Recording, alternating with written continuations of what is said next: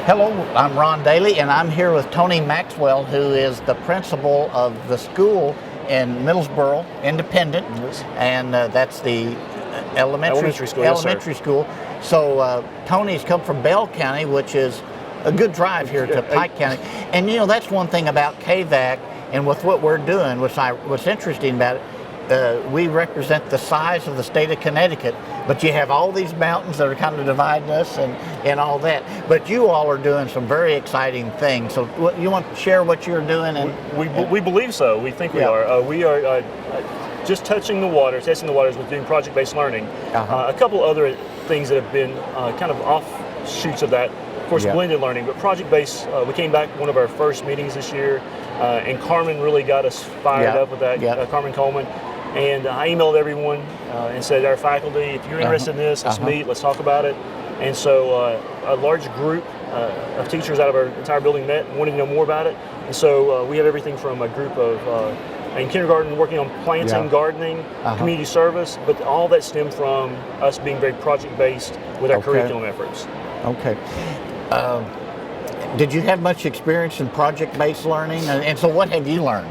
Absolutely not. I think I always thought I was doing project-based learning as a classroom teacher, and I very quickly realized I was not. I was almost doing it backwards. So I was spending too much time on myself instead of on students, and so I've learned to let go, be more curriculum-based with that, and then have a very clear end in mind when I'm going along and assessing, looking at how we're achieving that goal.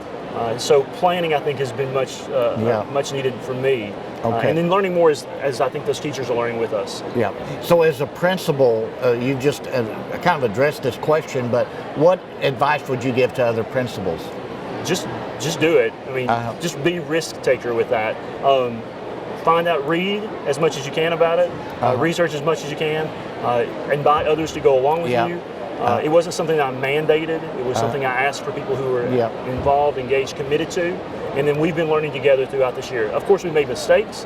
We have a plan in place for this summer to learn more. We have reflection coming up in the next few weeks, talking about the good, the bad, and the ugly of the projects. And then how do we improve on those for next year, and how do we expand and do more? And that's a very important thing for parents to understand, that when you're trying new things, sometimes it's not wasted time, but sometimes before you can get where you want to go, you have to have a few of those little missteps. Absolutely. We learn from those mistakes. We talk to our students about that all the time, and we're the prime examples of that, and we need to be the role models for that. Well, and then that seems like that's a great life lesson for young people. We know that the type of jobs that they're going to have in the future, they need to have these problem solving, the creative skills. Absolutely. Those critical thinking skills, problem solving skills, learning more, not getting frustrated with it. And we're very open with our students to say, you know, we made a mistake with this, or we don't have the best thought. What are your thoughts about this? And trying to come up with reaching our goal. Tony, I've got a question here that's been texted to me. How best can you support your teachers in growing the footprint and impact of project-based learning at your school? Absolutely. Support.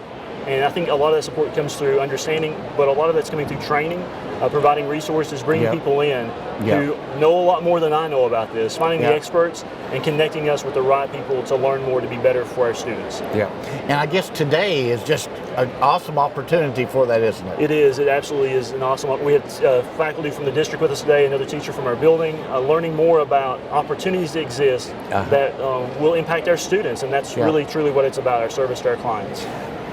You've been to probably conferences around the country and in big cities in this state. So how does this compare what's going on here in Eastern Kentucky to some of these others? It goes back to support. I think what we've always said, there's great educators right in our own neck of the woods, and we don't always believe in ourselves. And so it's nice to see us praising each other and really putting people out there for their good efforts, recognizing our student successes, our building level successes, our district successes. So this competes with anything. It's really nice. Very nice. Well, appreciate all the great work you're doing in Middlesboro and Bell County. We appreciate you all. Thank you much. Thank you.